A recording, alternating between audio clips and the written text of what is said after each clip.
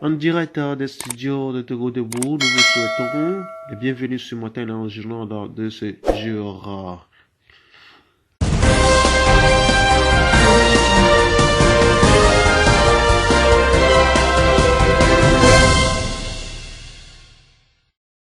Togo, la loi Bodjona modifiée, la liberté des manifestations restreinte.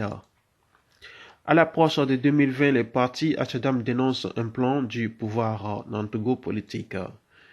La loi Bodjona, les raisons du charcutage. Coup de couteau dans la loi Bodjona, un mal pour un bien.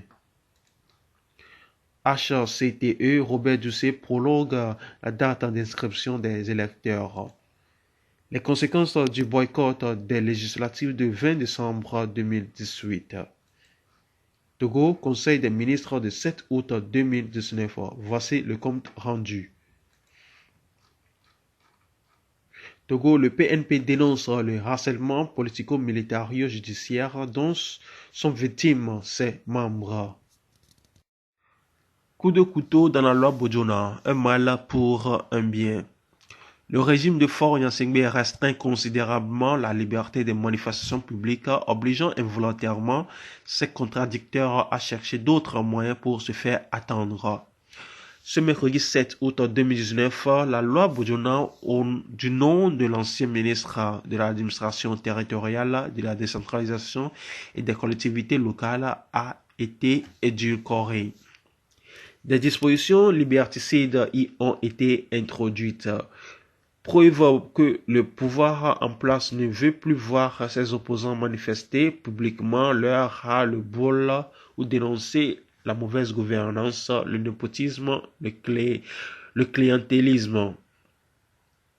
La nouvelle loi, disons-nous, comporte un certain nombre de dispositions qui remettent en cause la liberté de manifestation consacrée par la Constitution togolaise. L'article 9.1 de la nouvelle version stipule que dans le cadre des réunions ou des manifestations ou réunions pacifiques publiques, l'itinéraire comporte un seul point de départ, un seul tronçon de route et un seul point de chute. Pour des raisons stratégiques, économiques, voire sécuritaires, il est désormais interdit des manifestations sur les routes nationales dans les centres urbains, dans les zones des institutions de la République et des organisations internationales. Le nombre de manifestations organisées par semaine dans une ville peut être limité par l'autorité administrative compétente en fonction de la disponibilité des forces de sécurité et de l'ordre devant être affectés à l'encadrement des dites manifestations, insiste la nouvelle loi. Les contorsions apportées à la loi du 13 mai 2011 sont d'autant plus inquiétantes qu'elles autorisent le gouvernement à agir contre les libertés publiques quand il le désire. Cette nouvelle initiative montre clairement que le pouvoir s'inscrit dans la logique de conservation du pouvoir à vie. En dehors de la caporalisation des institutions, il veut enlever aux citoyens dont la majorité souhaite une alternance au sommet de l'État l'arme de manifestation. Mais il se trompe, soupire un observateur avisé dans la scène politique togolaise qui ajoute que tout peuple devient imprévisible lorsqu'il est acculé, poussé dans son dernier retranchement. Involontairement, le pouvoir désarme l'opposition, mais arme plutôt le peuple à agir contre lui. Enchaîne un autre qui souligne par ailleurs qu'aucun régime n'est arrivé dans l'histoire à bout d'un peuple déterminé à arracher sa liberté. La nouvelle loi peut dans ce cas s'avérer être un mal pour un bien. La loi Bodjona, les raisons du charcutage. Hier mercredi, à l'hémicycle, les députés de la nouvelle législature ont procédé à l'adoption du projet de loi du gouvernement portant modification de la loi numéro 2011-010 du 16 mai 2011, communément appelée la loi Bodjona, relative aux conditions d'exercice de la liberté de réunion et des manifestations pacifiques publiques au Togo. Au total, 10 articles 3, 6, 9, 10, 12, 13, 17, 19, 20 et 21 ont été toilettés. Le gouvernement a en ajouté 2 de nouveaux, 9 alinéas 1 et 2. Dans son exposé de motifs, le ministre de l'Administration territoriale, de la décentralisation et des collectivités locales, Payadowa Boupessi, a justifié le charcutage de la loi Budjona par le souci du gouvernement d'assurer un meilleur encadrement des manifestations et de la sécurité des riverains, entre autres. À l'en croire, ces modifications tiennent compte des conséquences tirées des manifestations publiques et pacifiques qu'a connu le Togo depuis le 19 août 2019. Il faut signaler que les modifications apportées ont été faites en tenant compte des conséquences tirées des manifestations publiques que notre pays a connues depuis le 19 août 2017. L'outil juridique que vous venez de mettre à la disposition de notre pays sera plus facile d'utilisation dans le cadre de l'exercice de la liberté de manifestation. Cela sera ainsi dans l'intérêt de tous, à savoir les manifestants et les autorités administratives compétentes, a-t-il indiqué. Le ministre qui, depuis le début de cette année 2019, use des voies et moyens peu orthodoxes pour interdire systématiquement toutes les manifestations publiques dans ce pays, prétexte que l'application de cette loi permettra de mieux protéger tous les compatriotes et en particulier ceux qui manifestent, surtout dans le contexte actuel de menaces terroristes.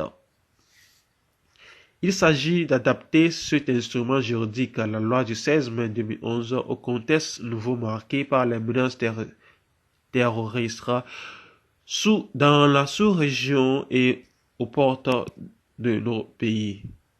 L'objectif est de parvenir au meilleur encadrement de manifestations pacifiques publiques afin d'assurer la sécurité aux riverains et d'offrir surtout la sécurité aux manifestants qui manifestent dans le cadre de la liberté des manifestations garantie par notre Constitution pour une raison ou pour une autre, a-t-il argué. Selon toujours l'émissaire du gouvernement, cette modification est l'occasion de préciser certaines dispositions qui font objet d'interprétations équivoques par les acteurs, à savoir les organisateurs et les autorités administratives compétentes. Notons qu'ils sont nombreux, ces Togolais, à dénoncer sur les réseaux sociaux ce toilettage qui ne dit pas le nom de la loi Budjona. Ils estiment que cette modification peut être reliée à l'une des conséquences directes du boycott des législatives du 20 décembre 2018 par l'opposition togolaise incarnée par la coalition des 14. La modification de cette loi Budjona consacre un coup dur à notre jeune démocratie et cela s'est retenti sur le Togo comme un coup de tonnerre. Mais il est à noter que cela n'est que le fruit du boycott prôné par l'opposition en décembre dernier, a analysé à l'Oignon Ivy, un jeune activiste politique togolais. La loi Budjona modifiée, la liberté de manifestation restreinte. La loi relative aux conditions de manifestation publique au Togo, dénommée la loi Budjona, connaît un chamboulement avec des dispositions plus corsées. Elle a été modifiée mercredi par la représentation nationale. Dorénavant, les manifestations publiques sont interdites dans certaines zones et sur certains axes. De même, la loi votée par les députés exige un seul itinéraire pour les marches et offre des pouvoirs aux autorités d'interdire des manifestations. Des dispositions qui n'existaient pas dans la version originale de la loi et qui sont liberticides par le Parlement de l'opposition. La nouvelle version de la loi stipule en l'article 9.1 dans le cadre des réunions ou manifestations ou réunions pacifiques publiques, l'itinéraire comporte un seul point de départ, un seul tronçon de route et un seul point de chute. Le point suivant précise que pour des raisons stratégiques, économiques et sécuritaires, les manifestations sont interdites sur certains axes et zones. Notamment toutes les routes nationales, les axes ou zones où se déroulent les fortes activités économiques dans les centres urbains, Les axes et zones proches des institutions de la République, les axes et zones proches des chancelleries et résidences des ambassadeurs et représentants d'organisations internationales, les axes et zones proches des camps militaires et des camps de services de sécurité. Le nombre de manifestations organisées par semaine dans une ville peut être limité par l'autorité administrative compétente en fonction de la disponibilité des forces de sécurité et de l'ordre devant être affectées à l'encadrement de dites manifestations, prévoit la nouvelle version de la loi. Dans son article 17, la loi souligne que les réunions ou les manifestations pacifiques sur la voie publique et dans les lieux publics ne peuvent se tenir avant 11 heures et au-delà de 18 heures.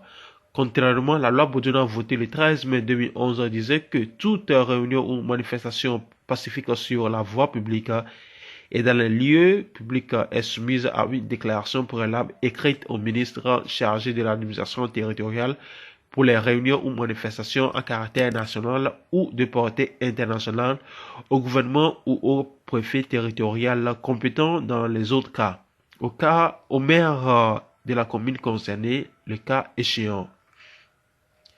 Les réunions ou les manifestations pacifiques sur la voie publique ne peuvent se tenir avant 6 heures et au-delà de 22 heures. Toutefois, des dérogations justifiées peuvent être accordées lorsqu'elles ne portent pas atteinte à l'ordre public. Peut-on aussi lire? Intervenant peu avant le vote, le président du groupe parlementaire UFC, Sénat à l'appui, a fait remarquer que la modification restreint un certain nombre de libertés des citoyens. Même s'il a appelé ses collègues à voter pour la loi, il a invité les autorités à faciliter les voies de recours dans l'application de la loi.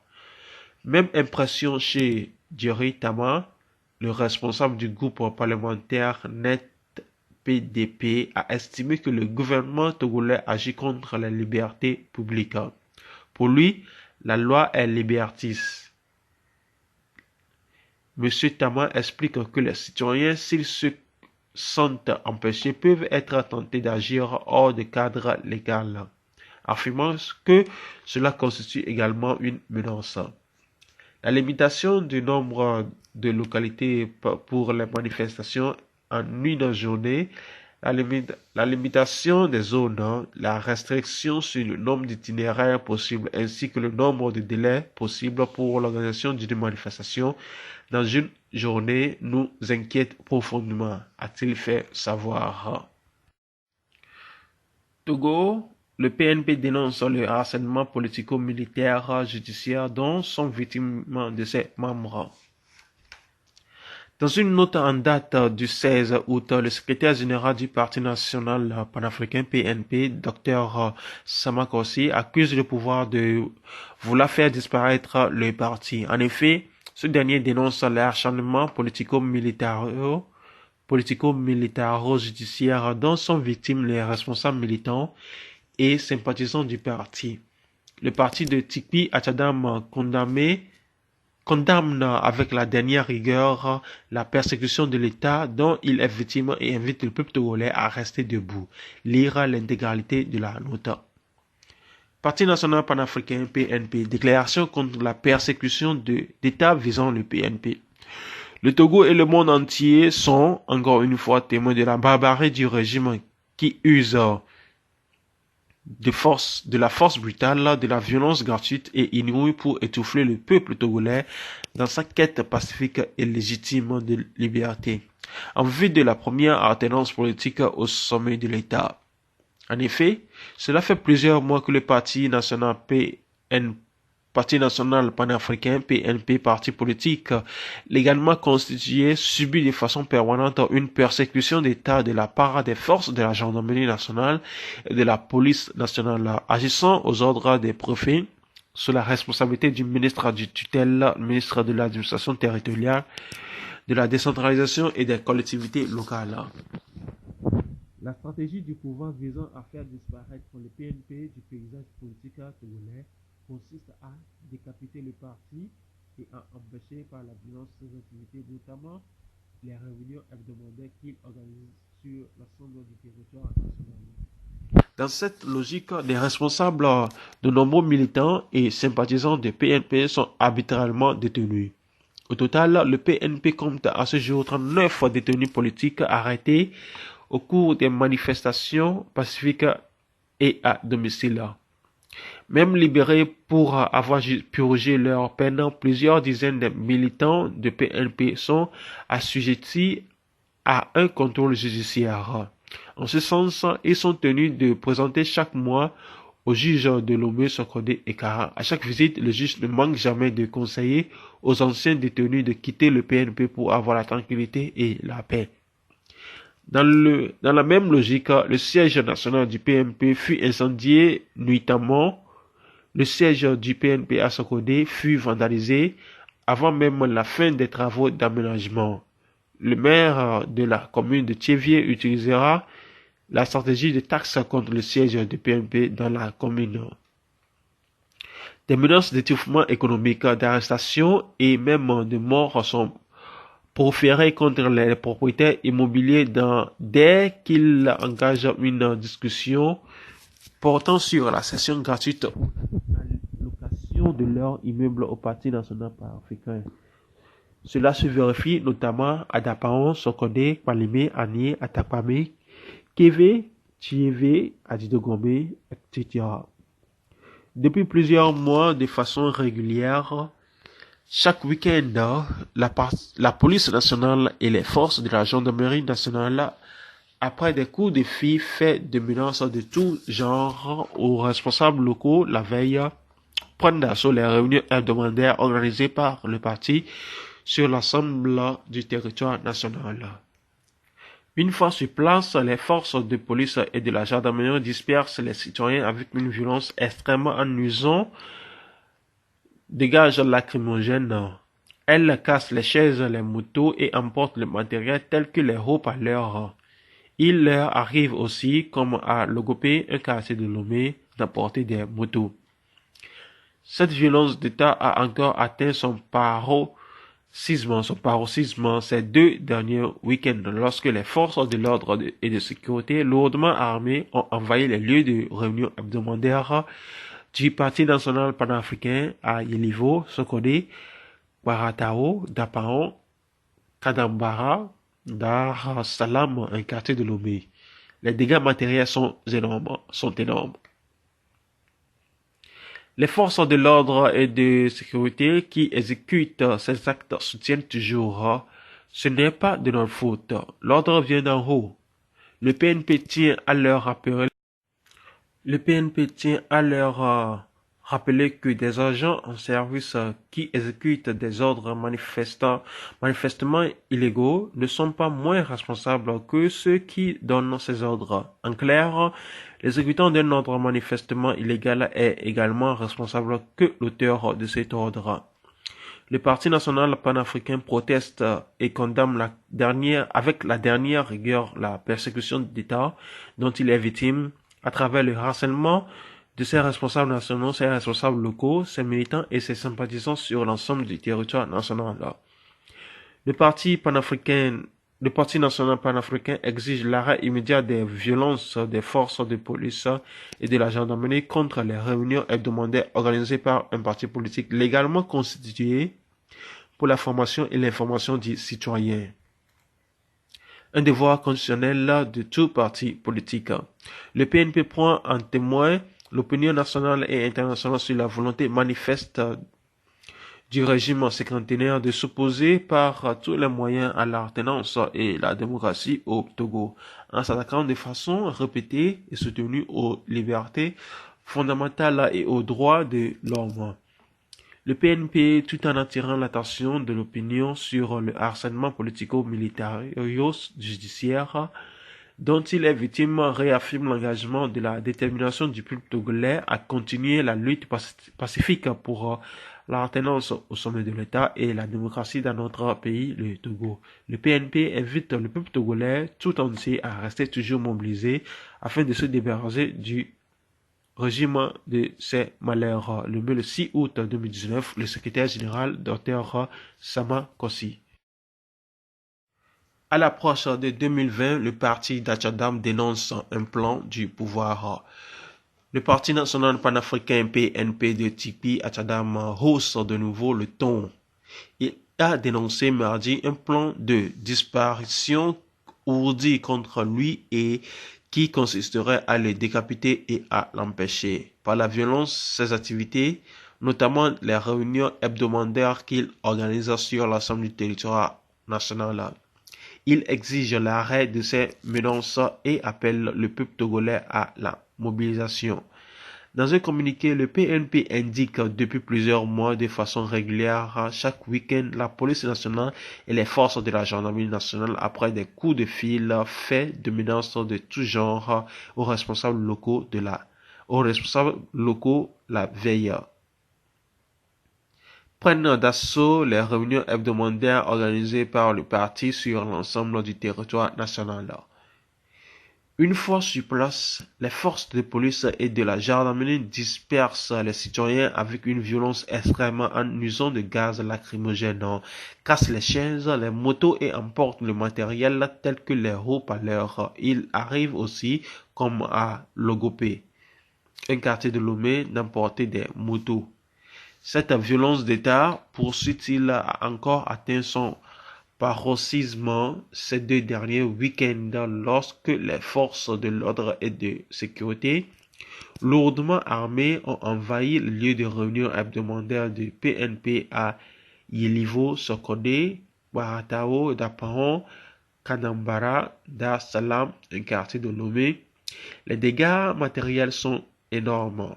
Le PNP dit protester et condamner avec la dernière rigueur la persécution d'État dont il est victime à travers le harcèlement de ses responsables nationaux, ses responsables locaux, ses militants et ses sympathisants sur le territoire national. Le Parti national panafricain PNP exige l'arrêt immédiat des violences des forces de police et de la gendarmerie contre les réunions hebdomadaires organisées par un parti politique légalement constitué pour la formation et l'information du citoyen, un devoir constitutionnel de tout parti politique, et la libération immédiate de ces 39 militants encore en détention, revendique la formation politique. Pour elle, cette façon de faire est une volonté manifeste du régime cinquantenaire de s'opposer par tous les moyens à l'alternance et à la démocratie au Togo. Il attire l'attention de l'opinion sur le harcèlement politico-militario-judiciaire dont il est victime et donne la voix. Le PNP réaffirme l'engagement et la détermination du peuple togolais à continuer la lutte pacifique pour l'alternance au sommet de l'État et la démocratie dans notre pays, le Togo. Il invite le peuple togolais tout entier à rester toujours mobilisé afin de se débarrasser du régime de ses malheurs, a-t-il lancé. Les conséquences du boycott des législatives du 20 décembre 2018. C'était prévisible. Avec une Assemblée nationale à majorité unie et alliée, les espaces de liberté dont disposent les Togolais vont être restreints. Surtout que le régime reste dans la logique de conservation du pouvoir. Le vote de la loi portant modification de la loi 2011-010 du 16 mai 2016, hier mercredi, en est l'illustration parfaite de cette situation. À qui la faute? L'une des conséquences directes du boycott des élections législatives du 20 décembre 2018 par l'opposition est que l'Assemblée nationale est aujourd'hui composée en grande partie des députés du pouvoir en place et ses alliés. À travers cette configuration, l'Union pour la République unie, le parti présidentiel, crée sur les cendres du Rassemblement du peuple togolais RPT, comptant mener la vie dure à l'opposition et ainsi continuer à gouverner malgré le fait que la majorité des Togolais exige un changement, une alternance au sommet de l'État. Le premier exemple reste la réforme constitutionnelle adoptée tout récemment, dans l'hémicycle qui autorise Faure Gnassingbé arrivé au pouvoir en 2005 à la suite du décès de son père qui a dirigé le Togo pendant presque 4 décennies, de briguer encore au moins 2 autres mandats à partir de l'année prochaine. Le fait que le compteur soit remis à zéro pour le fils d'Adama Gnassingbé reste à travers de la gorge de l'opposition dite radicale. Et cela n'est que la première étape de l'intention du pouvoir. L'estocade est arrivée ce mercredi 7 août. À l'Assemblée nationale, la loi Boudjouna a été édulcorée. Sa quintessence a été vidée au profit des dispositions liberticides qui restreignent considérablement la liberté de manifester publiquement. Dans le cadre des réunions ou manifestations ou réunions pacifiques publiques, l'itinéraire comporte un seul point de départ, un seul tronçon de route et un seul point de chute, stipule clairement l'article 9.1 de la nouvelle loi. Les manifestations publiques sont désormais interdites sur les routes nationales, les axes et zones où se déroulent de fortes activités économiques dans le centre urbain, les axes et zones proches des institutions de la République, les axes et zones proches des chancelleries et résidences des ambassadeurs et représentants d'organisations internationales, les axes et zones proches des camps militaires et des camps de services de sécurité. Cette nouvelle disposition restreigne les conditions de manifestation pacifique, seule arme dont semble disposer de nos jours l'opposition. Cette dernière doit regretter l'avoir appelé au boycott du scrutin législatif de 2018 et d'avoir refusé de siéger à la Commission électorale nationale indépendante CENI. Ce n'est pas la première fois que le boycott de l'opposition débouche sur un boulevard qu'exploite à son profit le pouvoir. Tout le monde se rappelle de l'épisode de 2002 où l'opposition avait refusé de participer aux législatives à l'issue desquelles le verrou de limitation des mandats présidentiels a été sauté pour permettre aux timoniers de briguer un mandat de plus. Peut-être que le régime de Faure Gnassingbé n'a pas encore fini ses exploits avec l'actuelle Assemblée nationale. D'autres surprises pourraient encore arriver. HCTE, Robert Doucet prorogue la date d'inscription des électeurs. Dans le cadre de la mise en place du Haut Conseil des Togolais de l'extérieur HCTE, le ministère des Affaires étrangères, de l'intégration africaine et des Togolais de l'extérieur, sur proposition de certaines associations de la diaspora, et dans le souci d'associer tous les Togolais de la diaspora au processus électoral, vient de proroguer la date des inscriptions des candidats et des électeurs sur la plateforme spécialement dédiée pour l'élection des 77 délégués du pays. Les dates limites d'inscription initialement prévues respectivement au 10 août 2019 pour les candidats et au 15 août 2019 pour les électeurs sont proroguées au 20 août 2019 à minuit GMT. Selon le ministre en charge des Togolais de l'extérieur, cette disposition permet de répondre aux demandes des Togolais de la diaspora confrontés à des problèmes techniques liés au réseau Internet qui les auraient empêchés de procéder convenablement à leurs enregistrements sur le site www.diasporatg.org. À cet égard, le calendrier du processus électoral actualisé se présente comme suit. Les appels à l'inscription et à la candidature pour être délégué pays ou de circonscription ont désormais lieu du 15 juin au 20 août 2019. La validation des électeurs inscrits, apurement et nettoyage du fichier électoral auront lieu du 20 juillet au 23 août 2019. La validation des candidats aura lieu du 21 août au 23 août. La publication de la liste des candidats par pays et circonscription aura lieu le 23 août. La campagne électorale en vue de l'élection des délégués du HCTE aura lieu du 23 août au 30 août. Le vote électronique par les Togolais de l'extérieur inscrits aura lieu du 1er au 10 septembre. Le dépouillement et la publication des résultats se feront le 11 septembre. Le ministre Robert Doucet et son équipe remercient les associations de la diaspora pour leur mobilisation ainsi que tous les Togolais de l'extérieur déjà inscrits comme électeurs. Le chef de la diplomatie togolaise saisit également l'occasion pour exhorter les compatriotes de la diaspora à continuer à s'investir en participant au processus électoral visant à mettre en place le HCTE. Togo, Conseil des ministres du 7 août 2019. Voici le compte rendu. Le Conseil des ministres s'est réuni hier mercredi au palais de la présidence de la République sous la houlette de chef de l'État Faure Gnassingbé. En résumé, le Conseil a adopté un projet de loi, pris un décret et écouté 3 communications. Au cours des travaux, le Conseil a adopté un projet de la loi, adopté un décret, écouté 2 communications et abordé des divers au titre des projets de loi. Le projet de la loi par le Conseil des ministres porte sur l'utilisation sûre, sécurisée et pacifique du nucléaire.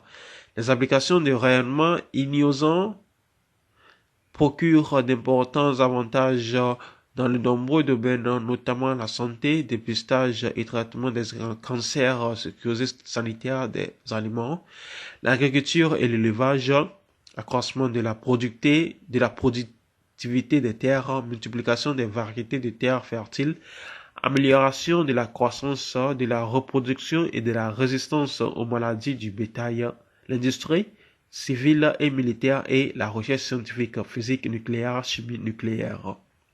Cependant, le nucléaire et les rayonnements ionisants qu'il véhicule comportent des effets potentiellement nocifs, pouvant résulter d'une utilisation inappropriée, d'accidents ou d'actes malveillants dont il est impératif de protéger les personnes, la société et l'environnement.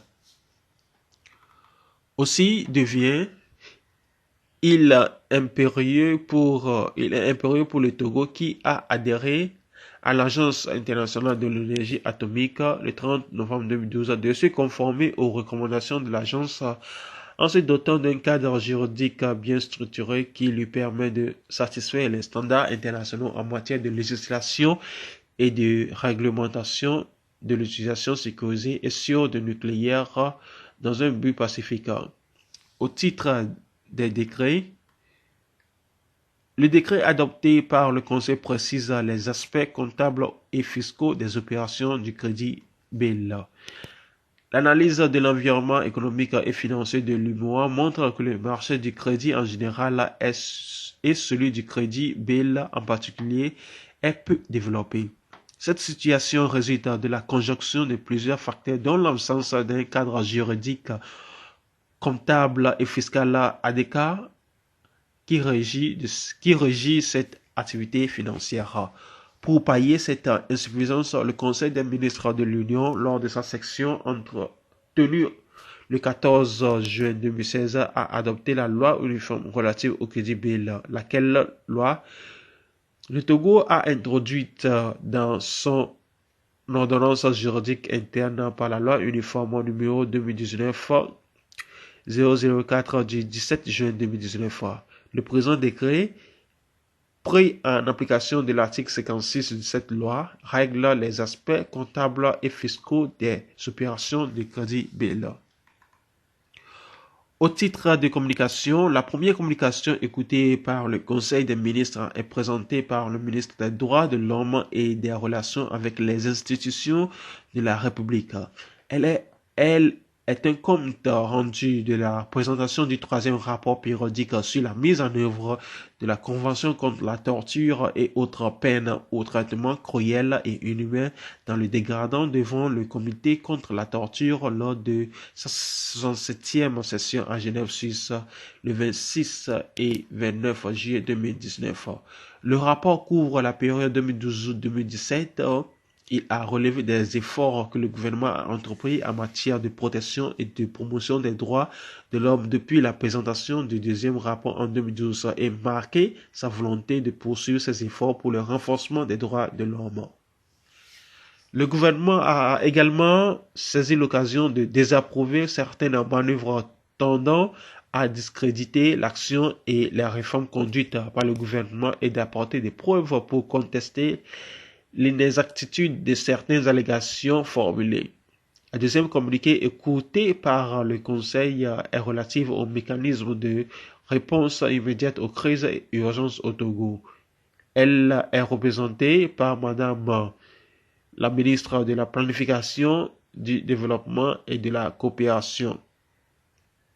Pour la gestion des urgences relatives aux crises et catastrophes naturelles par le pays, le groupe de la Banque mondiale a mis en place un instrument flexible d'accès rapide à des ressources dénommé mécanisme de réponse immédiate.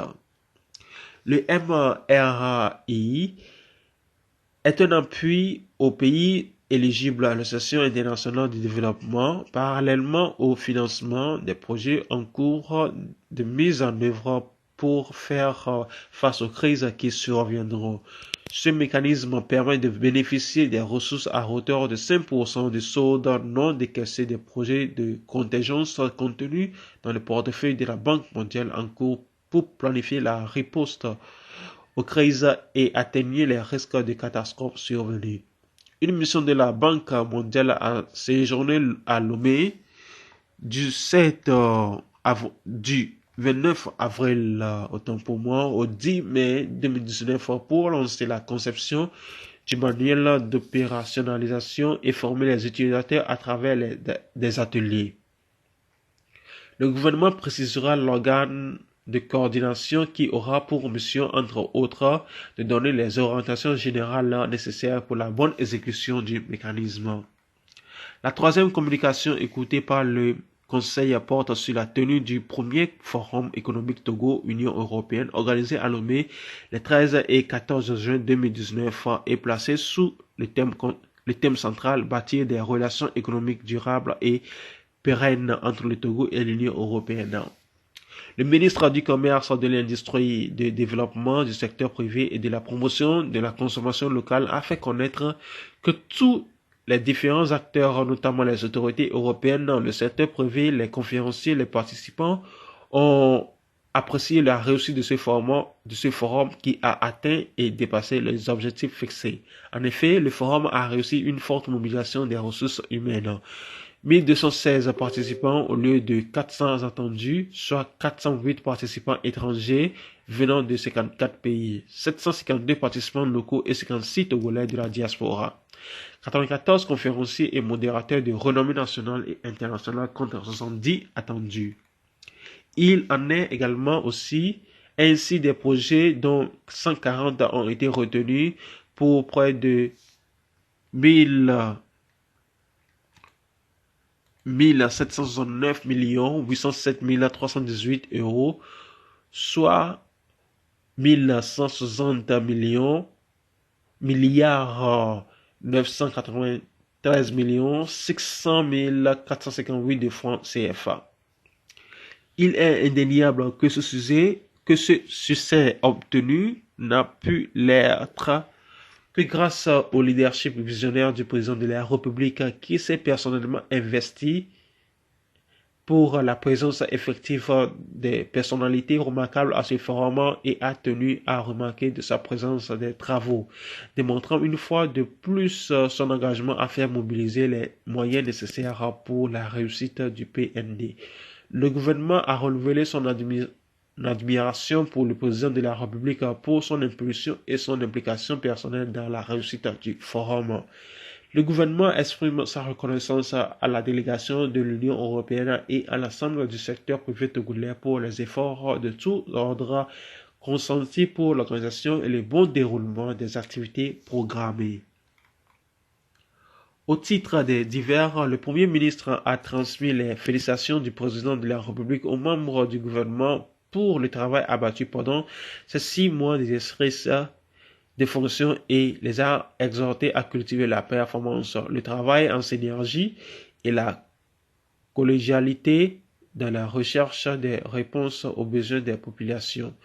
Madame la ministre du Développement à la base de l'artisanat et de la jeunesse a rendu compte au Conseil des ministres de la visite dans notre pays du gouvernement de l'État de Mississippi, M. Phil Bryant, du 11 au 14 août 2019 dans le cadre d'une tournée africaine. Le Premier ministre a demandé au ministre de prendre les dispositions nécessaires pour préparer et accueillir cette visite qui constitue une occasion et renforcer les liens de coopération avec les États-Unis dans les domaines surtout de la transformation et de la professionnalisation de l'agriculture ainsi que dans d'autres secteurs. Fait à Lomé le 7 août 2019. Le Conseil de ministres.